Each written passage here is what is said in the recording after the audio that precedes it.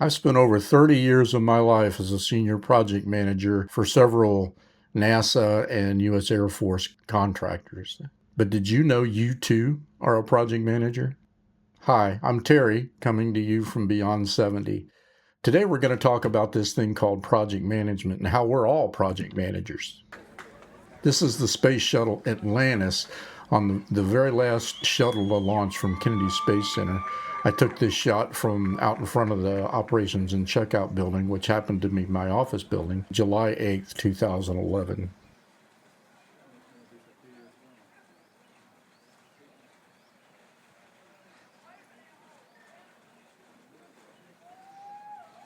Project management isn't complicated.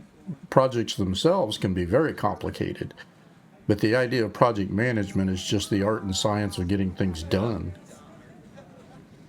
You have projects to manage in your backyard.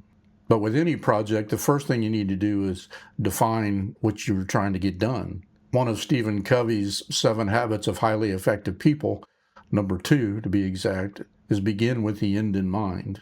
So what does that mean, beginning with the end in mind? That garden project in the backyard, you have a vision in your head of what you want that to look like before you even get started. We have rocket launches in our mind when we're designing the rocket, even if it takes years. That's what keeps us going. We have that sight in our mind. We also usually have a completion date in mind. It can't last forever, or it wouldn't be called a project. According to the Project Management Institute, a project is a temporary endeavor undertaken to create a unique product, service, or result. In the case of that beautiful garden you're planning, it's that result you're going for.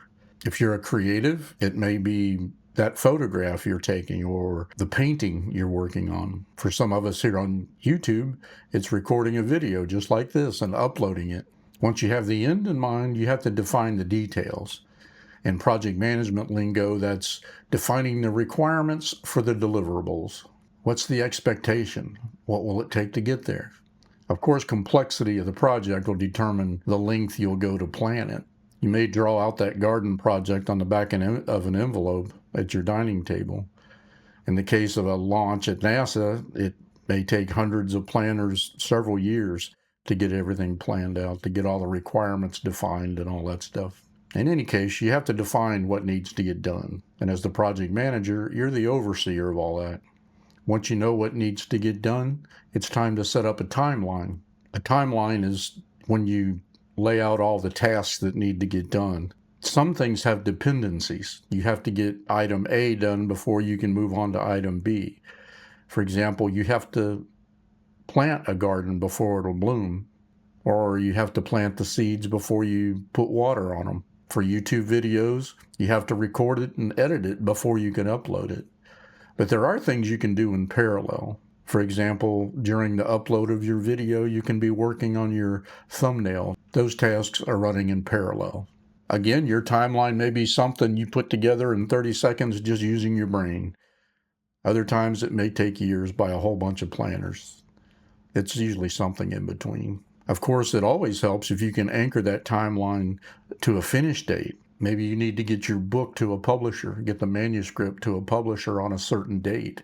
Well, when that's the case, you need to back all your processes up. Your editing, your book cover design, your writing, all that needs to be backed up in order to meet that delivery date to the publisher.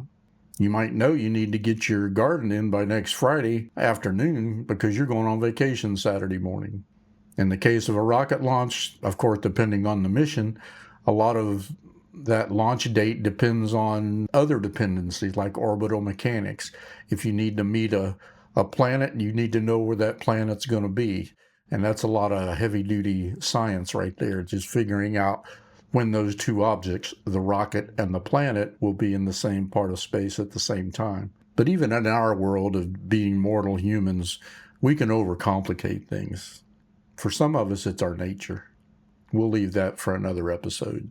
Once it's all planned out and the timeline's all set, it's time to start the project. You can push the go button. And when that happens, you're left to monitoring. How are tasks going? Are things on schedule, ahead of schedule, behind schedule? Are they over budget, under budget? Just a lot of monitoring. If you have a YouTube video, you can look at analytics. If you're having a house built, you're kind of the de facto project manager. Now, granted, you're not the construction manager, and he's actually kind of in charge of getting things built, but you're paying the money. So you oversee it. And that's kind of dependent on your personality. I mean, you can watch it like a hawk. You're on site every day asking questions, or you can close your eyes and hope for the best. When the project is complete, then we just go into maintenance mode. It's done. You can watch your garden, make sure it stays healthy. That's quality control. And again, if you have a YouTube channel, you're just watching analytics to see how it's going. At NASA, we had this thing called lessons learned. I mean, after every launch, you had meetings. You built a pretty elaborate database on lessons learned. And a lessons learned database is just so you don't repeat the same mistakes over and over, or just so you can improve your processes.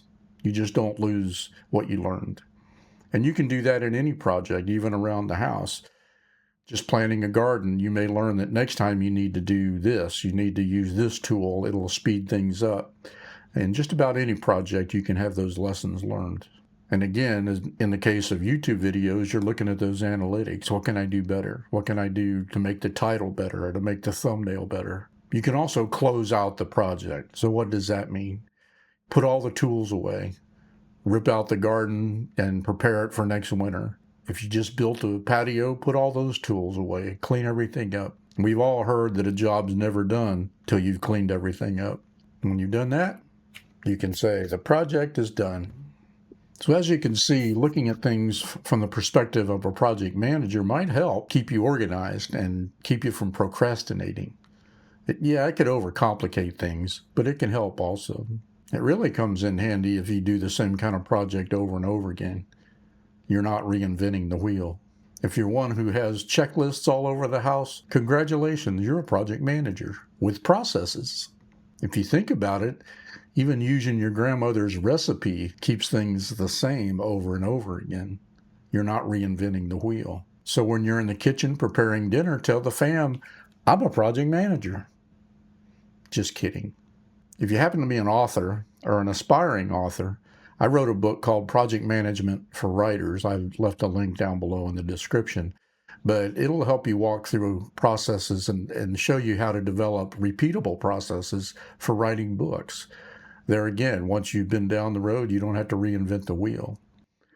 I hope you've enjoyed this episode about project management. I'd like to hear maybe down in the comments what some of the projects are that you're working on or have worked on. Could be interesting to start that conversation. Let me know. But don't forget, you're never too old to learn. We'll see you.